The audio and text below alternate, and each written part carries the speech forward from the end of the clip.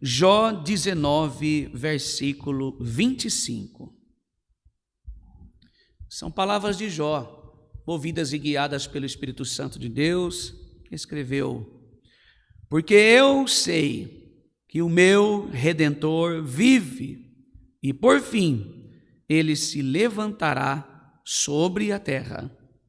Jó 19, versículo de número 25, está escrito assim: porque eu sei que o meu Redentor vive, e por fim se levantará sobre a terra.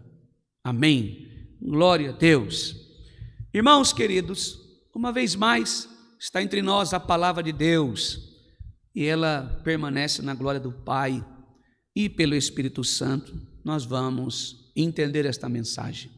E o mesmo Espírito de Deus vai ministrar essa mensagem no nosso coração.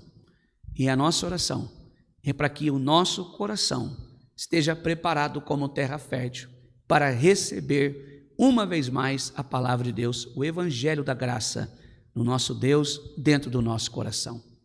Irmãos, esta noite eu tenho certeza, e no meu coração, no fundo da minha alma, Deus tem uma palavra para todos nós que aqui estamos. Deus tem algo novo para a nossa vida, irmãos, que é Cristo Jesus. Então tenha certeza no seu coração, aí onde você está agora, Deus quer falar conosco esta noite. Louvado seja Deus. E o tema principal desta mensagem, queridos irmãos, para pôr um tema nesta mensagem, neste sermão, que o Espírito Santo vai falar conosco, seria o seguinte, e muito simples: a fé que vence as provações. A fé que vence as provações. Jó, queridos irmãos, do versículo 1 ao 29, irmãos, Jó está respondendo às acusações de Bildade, chamado ou clamando por compaixão. Jó aqui, irmãos, está recebendo de Bildade muitas acusações. Quando nós olhamos, por exemplo, no versículo já de número 1, irmãos queridos, de Jó 19, nós vemos aqui, irmãos: então respondeu Jó: até quando vocês vão me atormentar e me esmagar com suas palavras? Versículo 3: já 10 vezes vocês me insultaram e não se envergonham de me injuriar. Versículo 4: se eu tivesse realmente cometido algum erro, isso interessaria somente a mim. Se vocês querem se engrandecer contra mim e usam a minha vergonha como argumento contra mim, então saibam que Deus foi injusto comigo e me cercou com a sua rede. Eis que clamo violência, mas não sou ouvido. Grito socorro, porém não há justiça. Deus fechou o meu caminho e não consigo passar, e nas minhas veredas pôs trevas.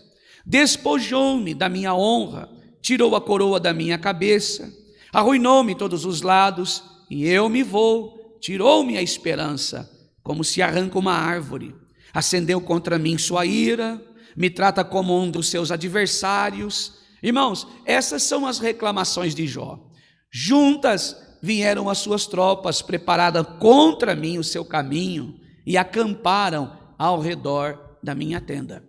Nós vemos aqui um homem lamentando, mas nós vemos um homem aqui que está sendo acusado, e injustamente, irmãos. Quando nós olhamos para este homem, estamos falando da época da lei, Antigo Testamento. No Antigo Testamento, o homem era quase que, ou melhor dizendo, obrigado a cumprir toda a lei. Mas nós sabemos que era praticamente, ou é praticamente impossível, irmãos. É impossível cumprir a lei. Mas aqui, irmãos, no sofrimento de Jó, sabemos que Jó foi instituído como advogado de Deus na terra. E Jó não sabia. É Deus quem cutuca o diabo.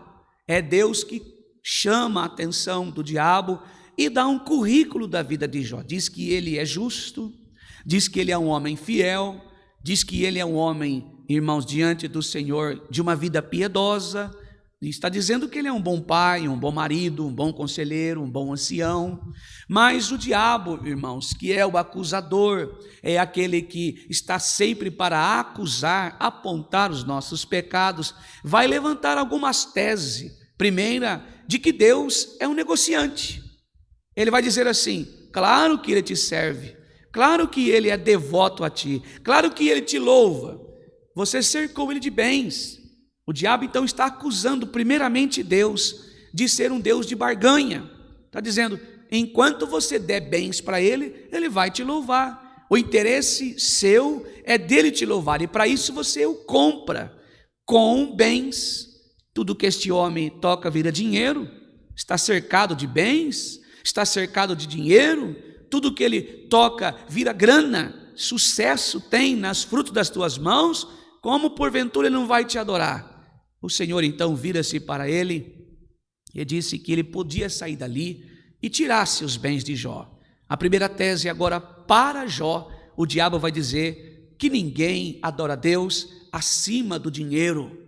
Isso não é verdade.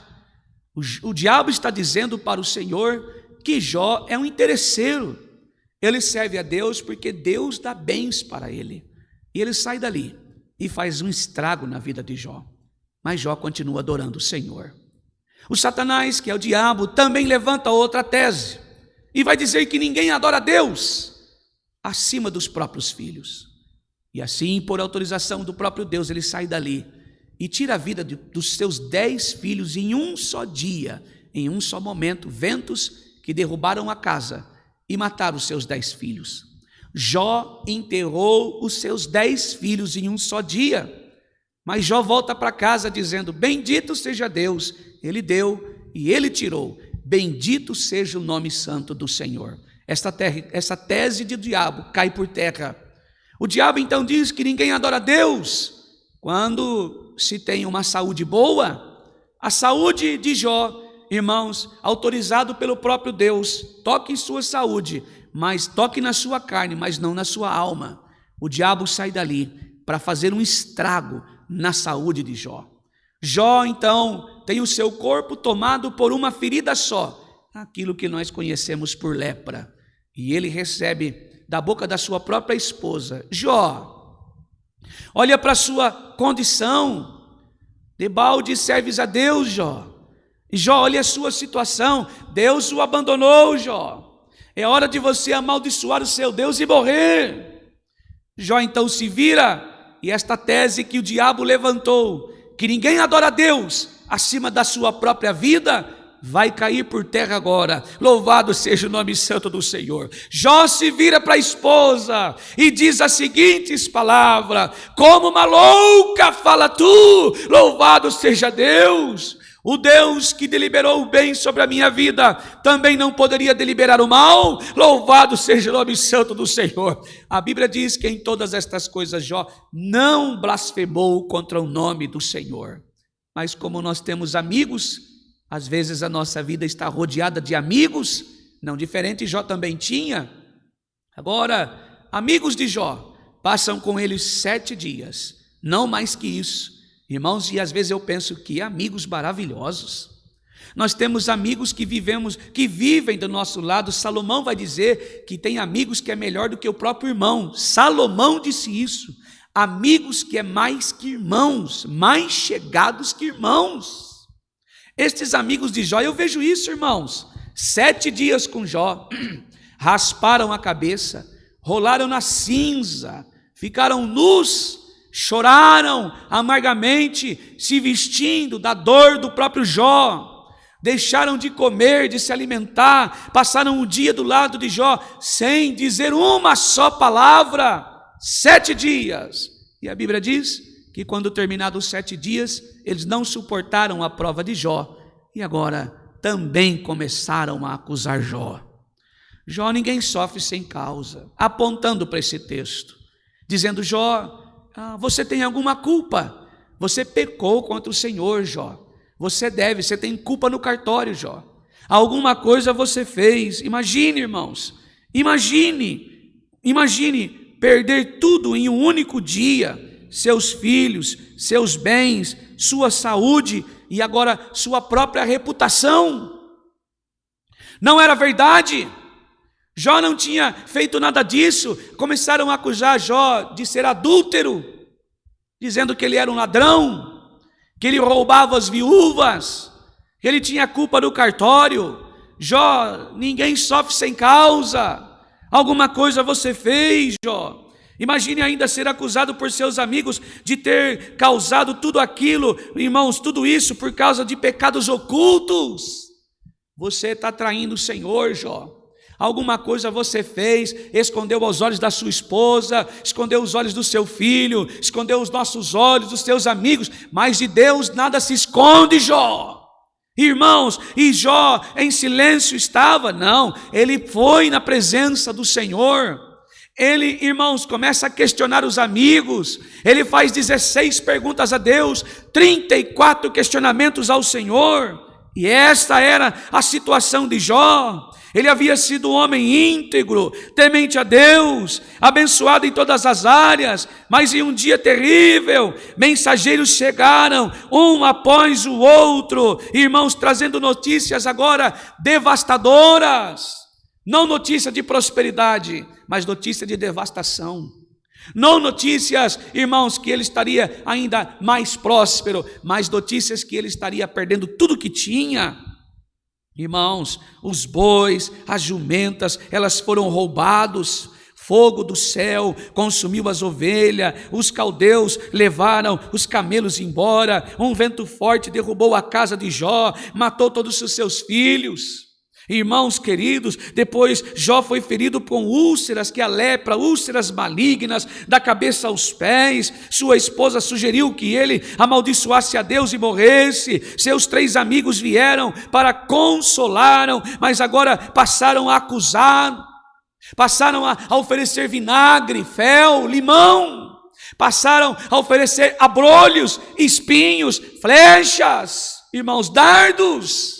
Jó agora está vivendo esta situação, passaram a acusá-lo, insistindo que tanto sofrimento só poderia ser castigo, irmãos, pelos seus pecados graves.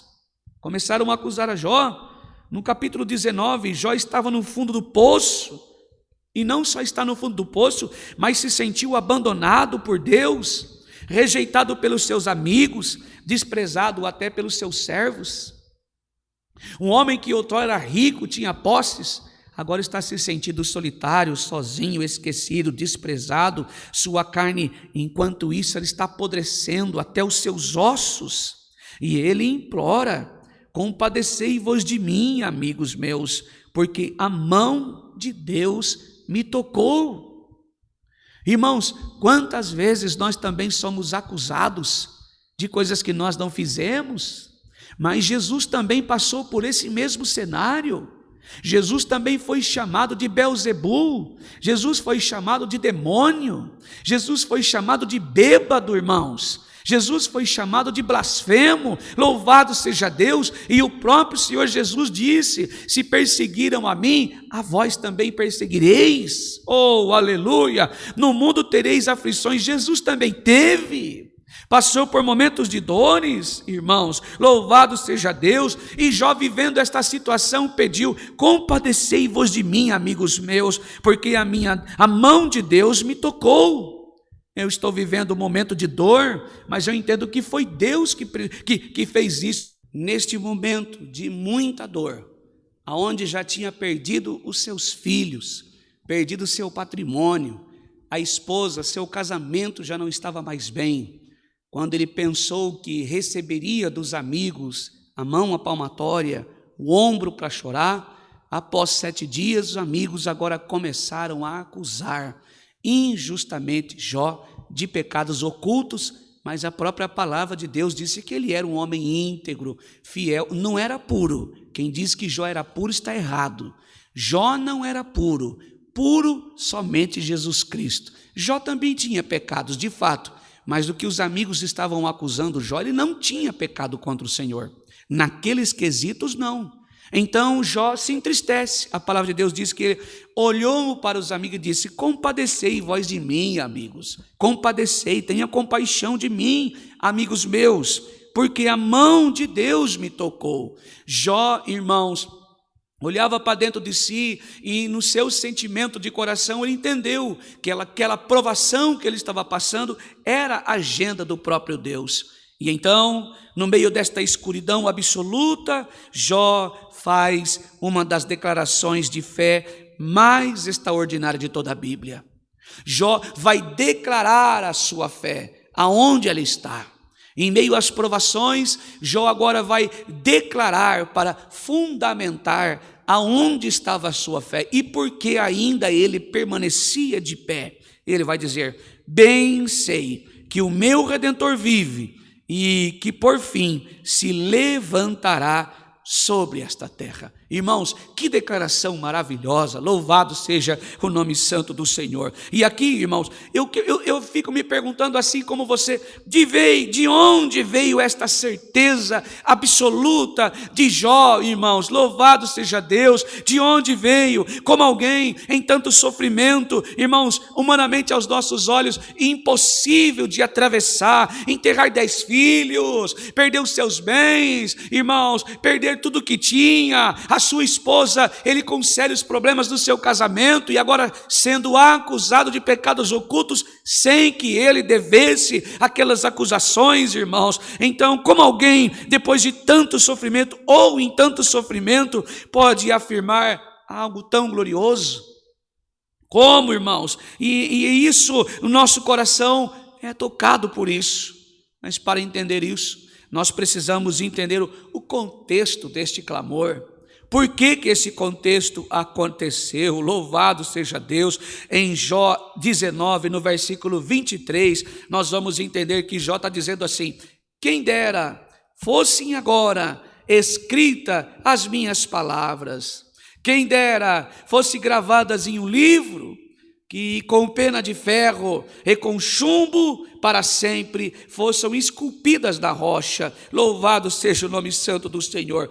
Antes de fazer, irmãos, sua grande declaração de fé, Jó está expressando aqui claramente um desejo profundo. E qual é?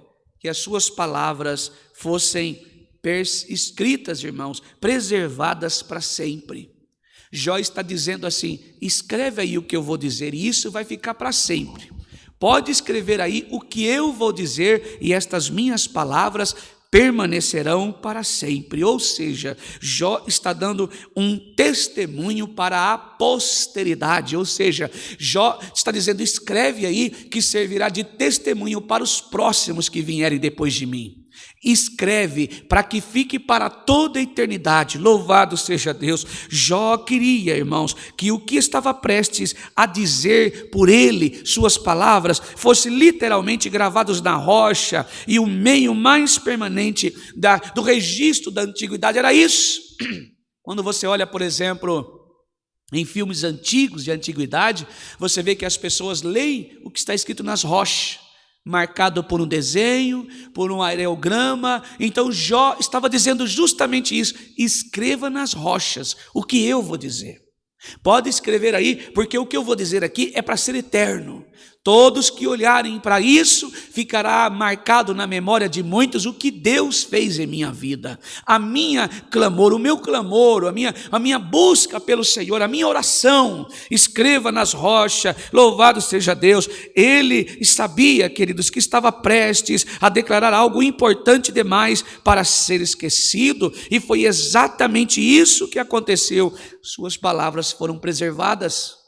As palavras que Jó disseram foram preservadas, mas não em rocha, mas em algo ainda mais duradouros, a Sagrada Escritura, a palavra de Deus.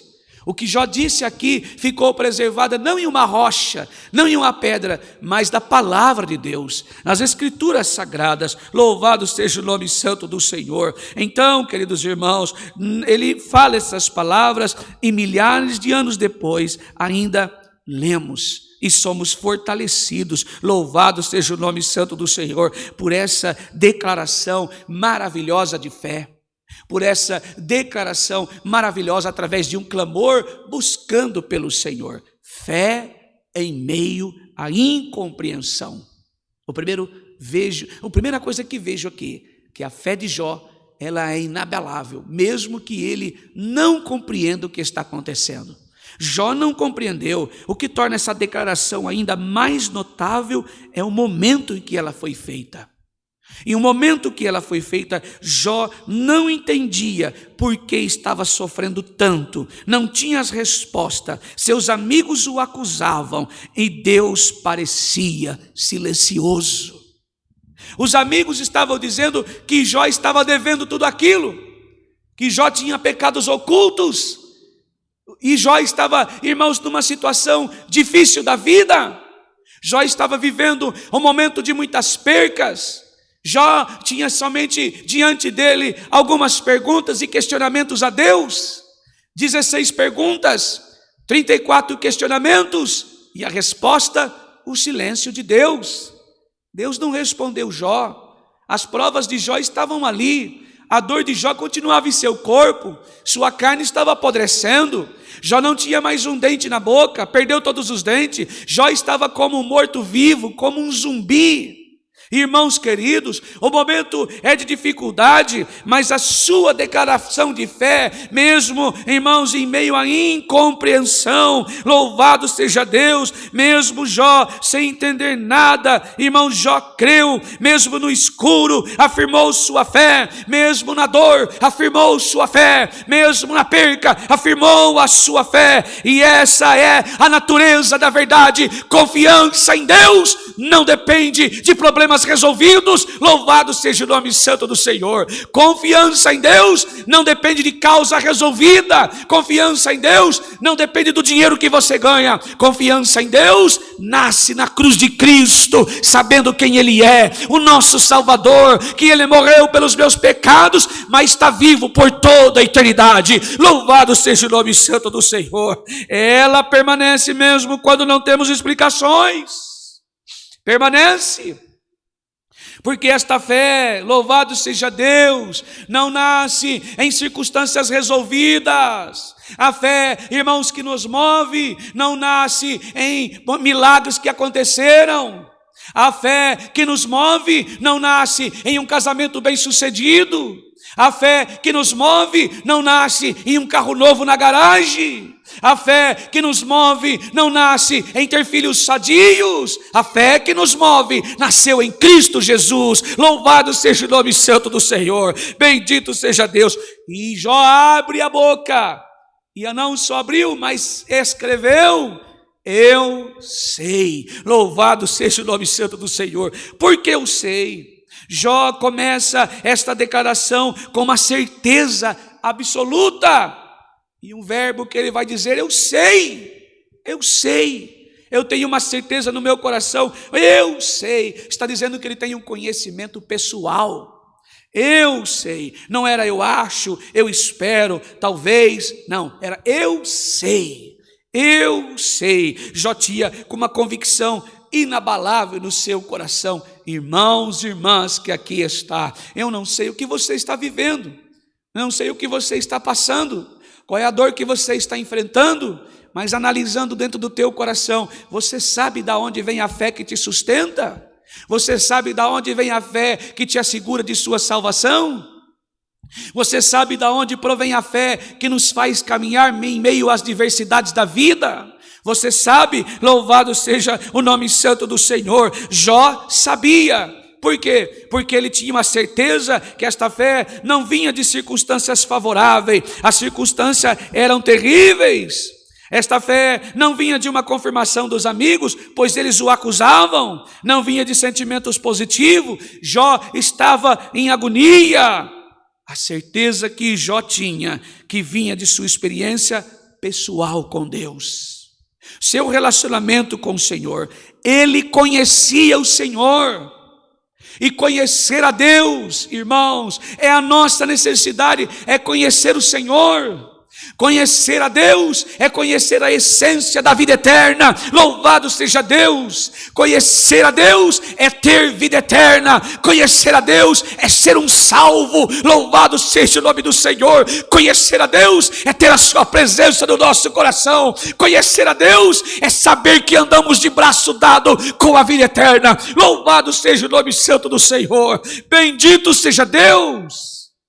Crente não deve depender de circunstâncias resolvidas para dizer, eu conheço Deus. Crente não é confirmado no crente, irmãos, a conhecimento de Deus, saber quem Ele é, a partir das bênçãos, do dinheiro que você ganha. Não, irmãos, isso não prova que você conhece o Senhor. A olhar para o irmão e dizer, olha que irmão cheio de Deus, a vida dele é abençoada. Então quer dizer que aquele que paga aluguel, não tem uma casinha para morar, não conhece Deus. Ah, não, é porque eu não tenho dinheiro na minha conta e ganho tão pouquinho, então porque você não conhece Cristo. Há quem diga isso. Se você vive na miséria, é porque você não conhece Cristo. É a palavra do diabo, irmãos. Jesus não ofereceu riqueza para ninguém. Ele ofereceu salvação. E de que maneira? Através de reconhecer os seus pecados.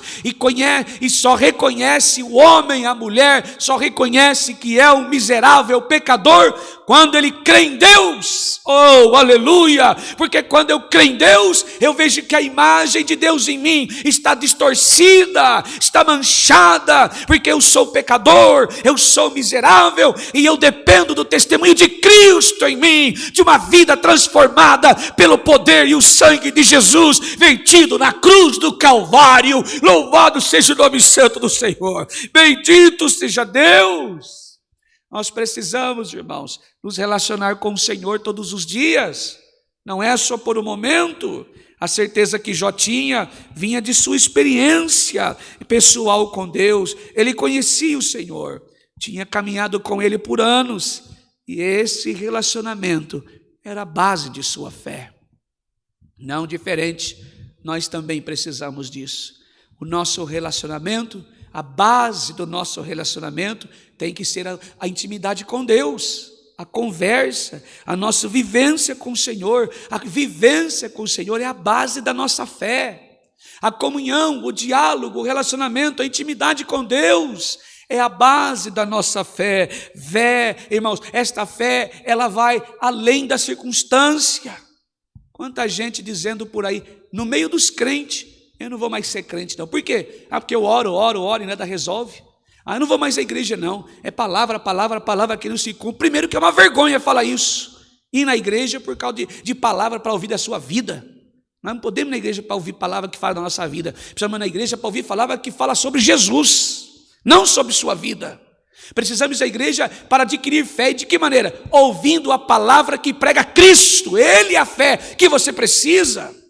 Ele é a paz que depende da nossa circunstância. A fé de Jó, irmãos, estava sendo testada no fogo mais intenso, e ele permaneceu. Ele perdeu seus filhos, seus bens, sua reputação, sua saúde, mas não perdeu sua fé em um Deus vivo. E esta é a fé que precisamos cultivar, uma fé que não depende de circunstância, uma fé que diz, eu sei, mesmo quando não entendemos.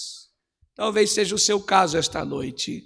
Você não está entendendo o que você está passando. Você não compreende o que você está vivendo. Mas mesmo sem compreender, precisamos saber que Deus está agindo. Mesmo sem compreender o que estamos passando, estamos vendo o operar de Deus sobre a nossa vida. Deus está em mim. Apesar da circunstância, apesar da fogueira aquecida 7 vezes mais, o Senhor está passando contigo. Apesar dos levantes, apesar das provações, Jesus está atravessando com você os mares revoltos da vida. Louvado seja Deus. Apesar das ondas que são grandes, abundantes, apesar das nuvens que estão, irmãos, neste momento anunciando uma grande tempestade, mas temos uma certeza viva no coração, assim como o profeta Isaías: se passares pelas águas, elas não te submergirão; se passares pelo fogo, este não te queimarão e nenhuma chama arderá em ti. Por quê? Porque eu sou teu Deus e estarei contigo todos os dias da vossa vida. Louvado seja o nome do Senhor. Isso indica relacionamento com Deus. Fé que permanece intacta. Fé que permanece. Por quê? Porque cremos num Deus que é fiel. Para encerrar esta mensagem, são palavras de Jó. Bem sei que o meu Redentor vive, eu sei que o meu Redentor vive, porque eu sei que o meu Redentor vive, e por fim se levantará sobre a terra. Louvado seja o nome do Senhor. Meu Redentor é Jesus Cristo, louvado seja Deus, Ele é o nosso Redentor, louvado seja Deus, bendito seja o Senhor. Que esta palavra possa encaixar no seu coração. A palavra Redentor em hebraico se pronuncia Goel ou Goi.